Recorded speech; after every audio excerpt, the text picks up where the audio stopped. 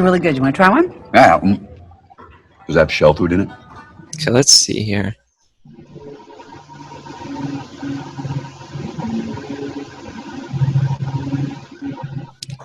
All right, right here. Let's see if we can. Where'd my pen go? There it is. Let's see if this could be a slightly clearer pose by not bringing the hand in it so much.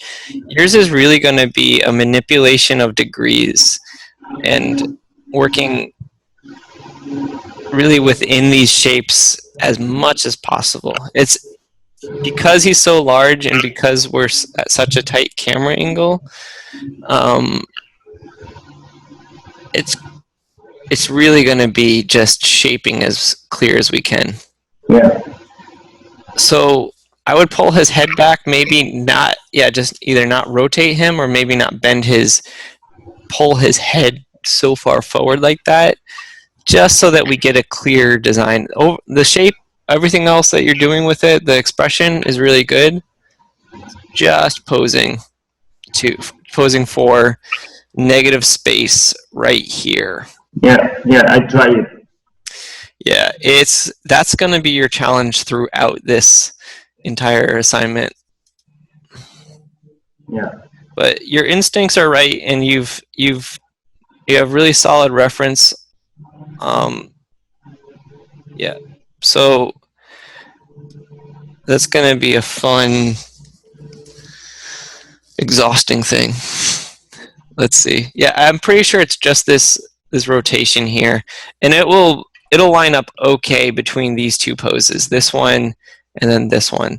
So a little bit less here, head here, head there. I was thinking to make an squash going backward. You know, like going down and then.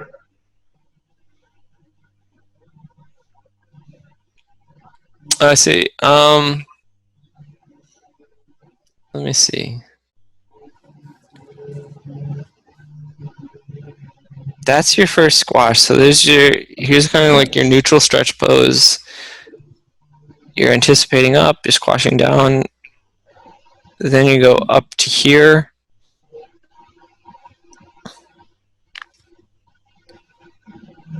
If anything, this pose could be just a touch higher.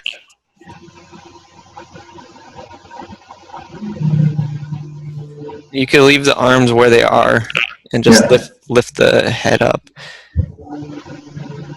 Because right here, it kind of looks like if you're paying attention right on this part, it looks like he's just moving in place more. So a little bit higher on there will also make these squashes feel more noticeable, and then that pops over really well. This is also going to be a really hard thing to get right. Yeah, this one's going to be difficult.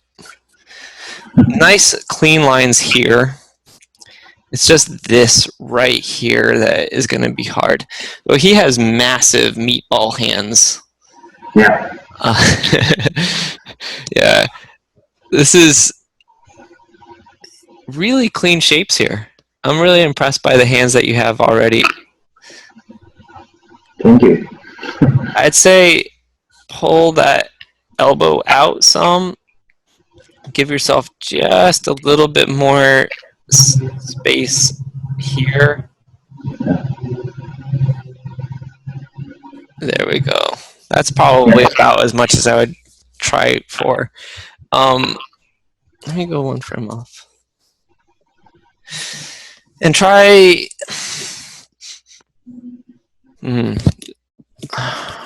for story purposes. So we're looking up the head here, and then you can see the nostrils. I don't know if you actually have nostril controls. Yeah, but not very, it's just very limited because it's just up and down on the nose. Yeah, okay. Then what I would say is actually nod the head down a little bit so that we're not looking down it as much, and just try to get this silhouette right here of the nose breaking the outer side of the face. What did that line do? Okay. So we're not totally looking up the head or like looking up those nostrils. We can see a little bit more of the eyes and the brows. And then you're playing to the strengths that you have, which is you're going to have more abilities to show the face sniffing through the mouth and the brows than like individual nostrils and tiny scales like that. Then I think I have to force more the hand, the angle of the hand. Because this part of the hand is very big, the thumb finger. So I think maybe I have to make it more sharp. Let's see. How about try to do what you can without doing too many model changes or like scaling changes right now. And once you've maxed that out, that's yeah, it starts to get really challenging because you're going to be animating a lot of scales to fit into poses. So you have to be really conscious of which scales you're animating so that it doesn't go too far and like there's things switching all over the place. For you, what I'd say is if you start to get heavy into the scales to fit your posing better, add that to a selection set or a quick, really just mel button. Wait, what is that? What I call it now? Yeah, that's right. Something easy to quickly select and throw into your graph. Then you'll at least be conscious of what you're animating. Stuff that's going to be when you spline it. Like, why is all of this scaling all over the place?